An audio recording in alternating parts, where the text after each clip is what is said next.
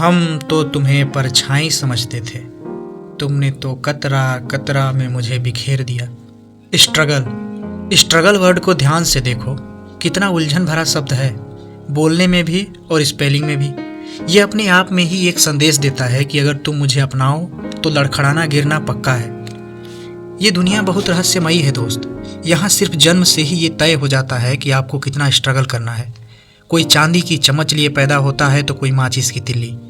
चांदी की चम्मच वाले को स्ट्रगल के नाम पर सिर्फ खुद का विकास करना होता है, बाकी सभी चीज़ें उपलब्ध होती हैं। रोटी, कपड़ा, मकान, सपोर्ट विरासत में मिलती है। लेकिन माचिस की तिल्ली वाले को सिर्फ और सिर्फ एक अस्तित्व, जिसमें उसे खुद रोशनी फैलानी होती है।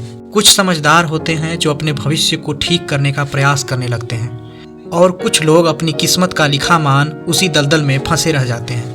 जिसने समझदारी दिखाई और खुद के अस्तित्व के विकास का कदम उठाया, उसकी ज़िंदगी में स्ट्रगल एक मित्र शत्रु बनकर शामिल हो जाता है। जब मित्र बनता है तो हमें आगे खींचता है, जब शत्रु बनता है तो हमें मजबूत बनाता है। और ऐसे ही करते करते हम कुछ दूर आ जाते हैं, जहाँ से पीछे मुड़कर हम देखते हैं तो छोटी सी मुस्कान आती है चेहरे पर कि हाँ, मैंने कुछ तो सुधार किया। लेकिन ये क्षणिक होता है। जब हम स्ट्रगल के रास्ते पर होते हैं तो हम कई बार गिरते हैं, उठते हैं, बार बार खुद को समझाते हैं कि हो जाएगा, मेरा भी दौर आएगा। लेकिन वक्त लगता है।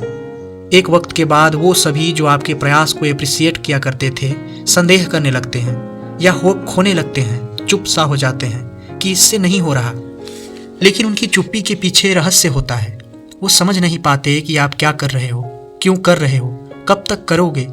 लेकिन वो वही शख्स होता है जो परिवार को उस दलदल से उठाकर बहुत आगे ले आता है। और इस खाई को पहली बार पाटने वाले बच्चे को बहुत मेहनत करनी पड़ती है, इतनी ज़्यादा कि उसकी कल्पना नहीं की जा सकती। बस करते रहना होता है। हर इंसान साथ छोड़ देता है, चुप सा हो जाते हैं। हम खुद भी चुप चुप सा रहने लगते हैं। अगर ऐसी फीलिंग आ चुकी है आपकी ज़िंदगी में भी, तो सावधान, आगे कामयाबी है। दिल खोल कर आगे बढ़ो। लेकिन अभी और वक्त लगेगा, और ये सफ़र आपको अकेले तय करना होगा। अकेले मतलब अकेले कोई नहीं होगा। आपका बेस्ट फ्रेंड, आपका प्यार, आपका फैमिली, कोई भी इस वर्तमान फीलिंग को नहीं समझ पाएगा जो आप इस पल महसूस कर रहे होगे। मेरी बात याद रखना, ये वही इम्तिहान होता है जिसे अकेले ही पार करना होता है। अगर पीछे हटे तो एक संक्रमण की धारा में फंस जाओगे जहाँ न कामयाबी होगी और ना लोग, और भी अकेला हो जाओगे। इसलिए थोड़ा सा और आगे जाना ही अच्छा होगा, क्योंकि इस वक्त अगर आप पीछे हटे तो उतना ही वक्त वापस आने में लगेगा जितने में आप आगे कुछ बड़ा कर जाओगे। इस चुपचाप सा अकेलेपन को आत्मचिंतन में बदलना और धीरे धीरे आगे बढ़ते रहना।